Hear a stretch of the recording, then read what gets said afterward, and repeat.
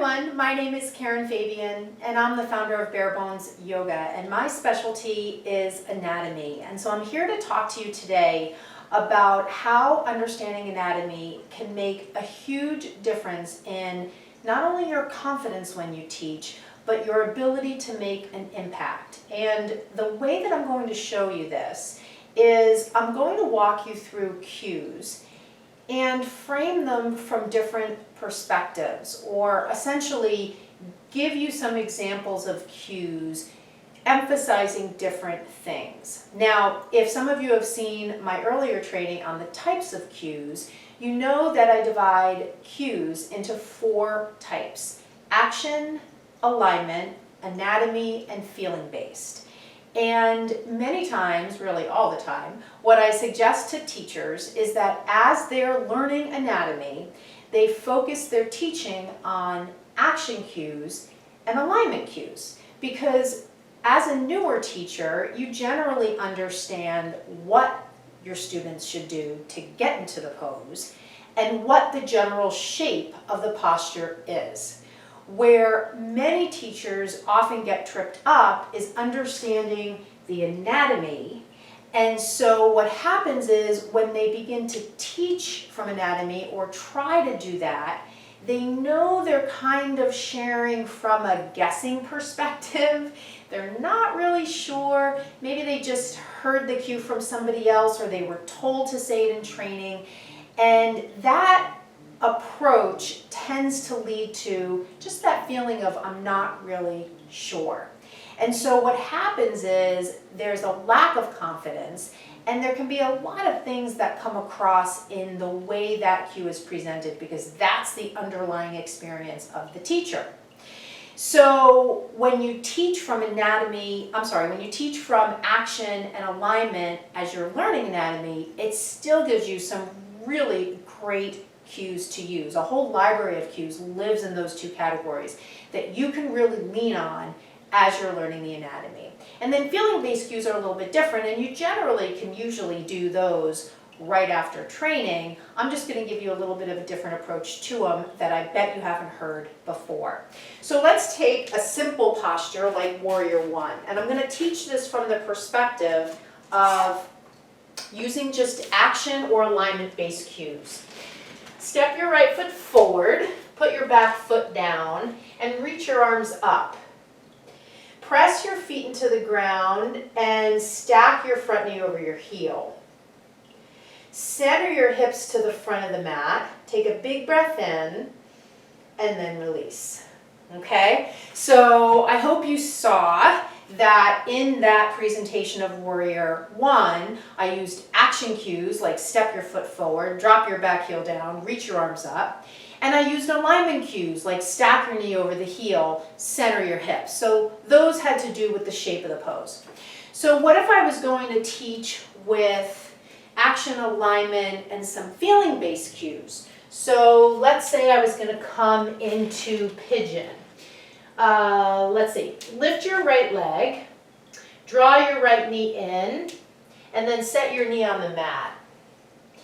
Reach back through your back leg and lower down so you're centering your chest and hips towards the floor. Now, as you take a couple of breaths here, see if you feel any sensation in your right hip. And see if you feel any sensation of length in your left hip. Take a deep breath in and exhale out. Okay? So in that example, I hope you saw that and heard that I was focusing on the feeling aspect, the somatic aspect of the posture. And the way that I phrased it is I said to the students, see if you feel some length in your back hip. See if you feel some sensation in your right hip. So I didn't say, and this was very intentional, I didn't say you should be feeling length in your back hip because that's an extension, or you maybe not even adding that, or you should be feeling a really juicy or a really good release in your right hip because your glutes are stretching. I didn't say any of that, because how do I know that that's their experience? Even if I know anatomically the hip flexors are lengthening and the glute max is lengthening on those sides, I don't know what that feels like in your student. And so I'm very much in support of feeling-based cues that come at it from the perspective of inquiry, asking your students if they feel.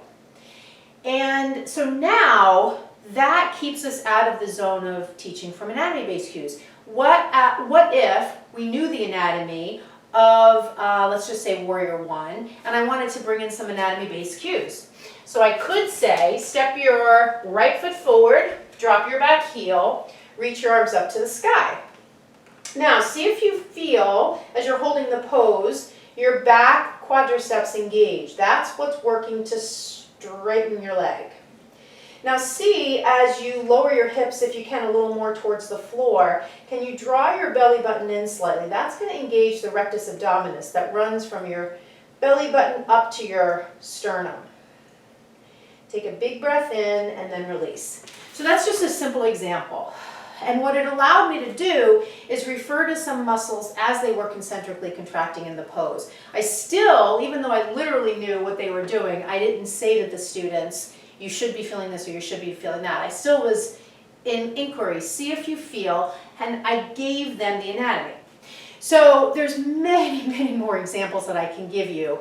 However, what I want you to appreciate, if it's possible for you as you watch me here, is how seamlessly I was able to bring in the anatomy. And that's not to toot my own horn, it's simply to illustrate that there is a way to seamlessly bring in the anatomy without overwhelming your students.